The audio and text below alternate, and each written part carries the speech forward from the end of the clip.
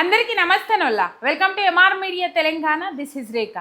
6 గ్యారంటీలు ఆశ చూపెట్టి అధికారంలోకి ఎందుకు వచ్చిర్రయ్యా అంటే ఇలా ఎక్కడ భూములున్నా ఎక్కడ ప్రభుత్వ భూములున్నా అవి వేలమేసి లేకపోతే అమ్ముకొని సొమ్ము చేసుకొని వాళ్ళ బొజ్జలు నింపుకునే ప్రయత్నం అయితే రేవంత్ రెడ్డి ఆయన కో బ్యాచ్ చేస్తూ ఉన్నది అనేది మాత్రం ఇక్కడ వాస్తవంగా కొన్ని రోజులకెళ్ళి వాళ్ళు ఏవైతే భూములు అమ్ముకోవడానికి తెరలేపుతా ఉన్నారో ఆ ముచ్చట్లను చూస్తే మాత్రం క్లియర్ కట్గా అర్థమవుతా ఉన్నది.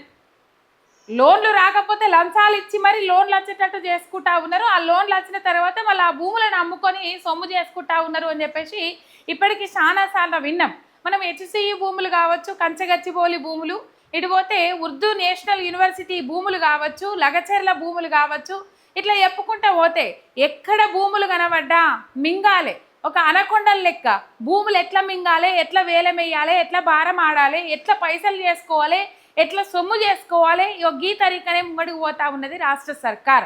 రాష్ట్ర సర్కార్ అనుకోవచ్చు, రాష్ట్ర సర్కార్లో ముఖ్య పాత్ర పోషిస్తున్న రేవంత్ రెడ్డి అనుకోవచ్చు, రేవంత్ రెడ్డి కోబ్యాచ్ ఉంటుంది కదా, రేవంత్ రెడ్డి అన్నదమ్ములు అనుకోవచ్చు, లేకపోతే రేవంత్ రెడ్డి అనుచర వర్గం ఏదైతే మొన్నటిదాకా party Congress party working president పదవి కోరినరో వాళ్ళ గురించి అయినా తీసుకోవచ్చు. రియల్ ఎస్టేట్ వ్యాపారం మీద పెట్టిన శ్రద్ధ రేవంత్ రెడ్డి ఒక రియల్ ఎస్టేట్ ఏజెంట్ లాగా వ్యవహరిస్తూ ఉన్నాడు. మరి ఆయన రాష్ట్రానికి సీఎమా లేకపోతే రియల్ ఎస్టేట్ ఏజెంట్ అర్థమైతే లేదు. భూములు అమ్మాలి, భూములు మింగాలి, ఆ భూములు అమ్మంగా వచ్చిన పైసలు ఏవైతే ఉంటాయో అవి సొమ్ము చేసుకోవాలి, లేకపోతే అనుయాయులకు కట్టబెట్టాలి, నాకు దగ్గర ఉండేటోళ్ళకు తక్కువ ధరలకే కట్టబెట్టాలి అని చెప్పేసి మొన్న వాళ్ళ తమ్మునికి అది కొండల రెడ్డికి 233 కోట్ల రూపాయల విలువ గల భూమి ఏదైతే ఉంటుందో రంగారెడ్డి జిల్లాలో ఆ టెసరాక్ట్ అనే కంపెనీ ఏదైతే ఉన్నదో దానికి ₹1,00,000 పెట్టుబడి అంశం ఏదైతే తెర మీదకి వచ్చిందో వాళ్ళ దొంగలు వాళ్ళే బయట పెట్టుకున్నారో కాంగ్రెస్ పార్టీ నాయకులు. కొంతమంది ఏమో శ్రీధర్ బాబు లాంటోళ్ళు లేదు ఆయనకు ఆ భూమి కేటాయించలేదు రేవంత్ రెడ్డి అని, శ్రీధర్ బాబు లాంటోళ్ళు లేదు కేటాయించిండ్రు, మేము ఎదుగద్దా, రేవంత్ రెడ్డి ఎదుగద్దా, రేవంత్ రెడ్డి అన్నదమ్ములు ఎదుగద్దా అని చెప్పేసి ఎంపీ చామల కిరణ్ కుమార్ రెడ్డి లాంటి అసంటోళ్ళు బయట పెట్టి వాళ్ళే దొంగను బయటేసి అయిపోయింది. రేవంత్ రెడ్డి పరిస్థితి పెనం మీదకి వెళ్ళి పొయ్యిలెత్తేసినట్టు అయిపోయింది అక్కడ క్లియర్ కట్గా. ఈ అంశం సద్దుమనగక ముందే మాజీ మంత్రి హరీష్ రావు గారు ఇంకో ముచ్చట బయట పెట్టిండ్రు. డైరెక్ట్ రేవంత్ రెడ్డికి బహిరంగ లేఖ రాసిండ్రు. ఆ అంశాలు ఏంది ఏం కథ అనేది మనం ఇక్కడ మాట్లాడుకుందాం. మరి ఇంకో భూములకు ఎక్కడ ఎసరు పెట్టిండి ఏం కథ అన్ని మాట్లాడుకుందాము. మీరు ఒక్క సబ్స్క్రైబ్ చేయండి, మీ ఒక్క సబ్స్క్రైబ్ నాకు ఎంతో బలాన్ని ఇస్తుంది. యాడ చూడు భూముల కొట్లాటలు, భూముల పంచాదులు, ఎక్కడ ప్రభుత్వ భూములు ఉన్నాయి, ఎక్కడ నిషేధిత జాబితాలో ఉన్న భూములు ఉన్నాయి, ఎక్కడ కొంచెం కిరికిరి ఉన్న భూములు ఉన్నాయి, ఆ భూములు ఎక్కడ వారసత్వ భూములు ఉన్నాయి, ఎక్కడ చారిత్రాత్మక భూములు ఉన్నాయి. ఇగో ఇవన్నిటినీ రేవంత్ రెడ్డి ఒక జల్లెడ పట్టినట్టు వట్టి మొత్తం మీద వాటిని అమ్ముకునే ప్రయత్నం చేస్తూ ఉన్నాడు. తక్కువ ధరకే అనుయాయులకు కట్టబెట్టే ప్రయత్నం చేస్తూ ఉన్నాడు. ఈ అంశంలో రాయదుర్గులోని పన్మక్తలో 83/1 సర్వే నెంబర్ ఏదైతే ఉన్నదో ఆ సర్వే నెంబర్లో 10.63 ఎకరాల భూమిని టీజీఐఐసి సంస్థ ఏదైతే ఉన్నదో ఆ సంస్థ ఈ నెల 17, 21 తారీఖులల్లా వేలంపాట వేస్తూ ఉన్నది. ఈ వేలంపాటలో పాల్గొనేది ఎవరు, ఆ భూములను చేజెక్కించుకునేది ఎవరు అంటే రేవంత్ రెడ్డి అనుయాయులు. ఈ అంశం మీద మాజీ మంత్రి హరీష్ రావు గారు బహిరంగ లేఖ రాసిండ్రు రేవంత్ రెడ్డికి. ఆనాడేమో రేవంత్ రెడ్డి ఈ అంశాన్ని కూడా గుర్తు చేసిండ్రు. ఆ లేఖలో నువ్వు అసలు ముఖ్యమంత్రివా, రియల్ ఎస్టేట్ ఏజెంట్వా, ఎక్కడ భూములుగా మనకు కనబడితే అక్కడ మొత్తం అమ్ముకొని సొమ్ము చేసుకోవడమేనా అని చెప్పేసి ఈ లేఖలో మండిపడ్డారు. ఆనాడేమో ఎన్విరాన్మెంట్ భూములు ఇలా హెరిటేజ్ భూములు అని చెప్పేసి కూడా అవి హెరిటేజ్ భూములు ఏదైతే ఉన్నాయో ఆ భూములను అమ్ముకొని సొమ్ము చేసుకుందామని చూస్తూ ఉన్నాడు రేవంత్ రెడ్డి. ఆయాల టీపీసీసీ అధ్యక్షునిగా ఉన్నప్పుడు ఏమన్నాడు, ఇది మనకు వారసత్వంగా వచ్చిన భూమి, ప్రభుత్వ భూములు, వారసత్వ భూములు, చారిత్రాత్మకమైన భూములు, అది సంపద, అట్లా ఇట్లా అని చెప్పేసి మాట్లాడిండు. మరి ఇలా అవే భూముల మీద రేవంత్ రెడ్డి ఎందుకు వేలంపాట వేసి పైసలు చేసుకోవాలని చెప్పేసి చూస్తూ ఉన్నాడు అని చెప్పేసి మాజీ మంత్రి హరీష్ రావు గారు ఫైర్ అయ్యిండ్రు. ఆయన ఈ వేలంపాటలో పాల్గొనేటోళ్ళు ఎవరైతే ఉంటారో ఆ కొనేటోళ్ళు ఎవరైతే ఉన్నారో వాళ్ళైతే న్యాయపరమైన చిక్కులు ఎదుర్కోవాల్సి వస్తుంది, ముందుగానే హెచ్చరిస్తున్నామని చెప్పేసి రేవంత్ రెడ్డికి రాసిన బహిరంగ లేఖలో పేర్కొన్నారు. ఒకసారి ఆ భూములు రాయదుర్గు పన్మక్త సర్వే నెంబర్ 83/1 ఇవి హెరిటేజ్ ల్యాండ్స్ 10.63 ఎకరాలు ఆగస్టు 17, 21 తారీఖు నాడు టీజీఐఐసిసి సంస్థ ఏదైతే ఉన్నదో ఈ సంస్థ వేలంపాట వేస్తూ ఉన్నది. ఈ వేలంపాటలో పాల్గొనేటోళ్ళు ఎవరైతే ఉంటారో జర చూసుకొని జాగ్రత్తగా ఉండండి. ఎందుకంటే వేలం పాట వేసి ఇప్పుడు పైసలు కడతారు. ఆ పైసలు మొత్తం రేవంత్ రెడ్డి చేతులకు పోతాయా, మరి ఎవరి చేతులకు పోతాయి? ఖజానా చేతులకు పోయినాయి అంటే రేవంత్ రెడ్డి చేతులకు పోయినట్టే లెక్క.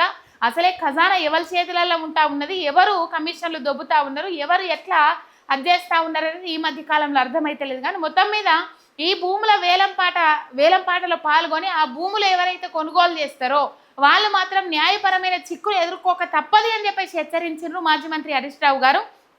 ఒకసారి ఆ లేఖలో పేర్కొన్న అంశాలు ఏవైతే ఉన్నాయో, ఈ భూమి వివరాలు ఇచ్చిన తర్వాత ఎక్కడ ప్రభుత్వ భూములు కనబడితే అక్కడ అమ్మకాలేనా? నాడు ప్రభుత్వ భూములు పెద్దలు ఇచ్చిన జాతి సంపదాన్ని ఉపన్యాసాలు దంచిన నువ్వు ఇలా ఎక్కడ భూములు కనిపిస్తే అక్కడ వేలం వేస్తూ ప్రజల ఆస్తులను అమ్మకానికి పెడుతున్నావు అని చెప్పేసి. ఇంకొక ట్విస్ట్ ఏంటంటే 2020లో ఇదే భూముల మీద రక్షణ కోరుతూ కోర్టు మెట్లెక్కిండు రేవంత్ రెడ్డి.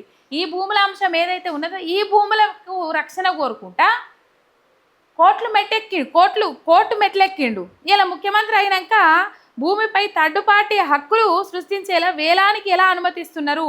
ప్రతిపక్షంలో ఒక మాట, అధికారంలోకి వచ్చినాక ఆ తర్వాత మరో మాటన అని చెప్పేసి జీవోఎంఎస్ నెంబరు 4 ద్వారా సర్వే నెంబర్ 83ని హెరిటేజ్ సైట్గా గుర్తించినట్లు రికార్డులు స్పష్టం చేస్తున్నాయి.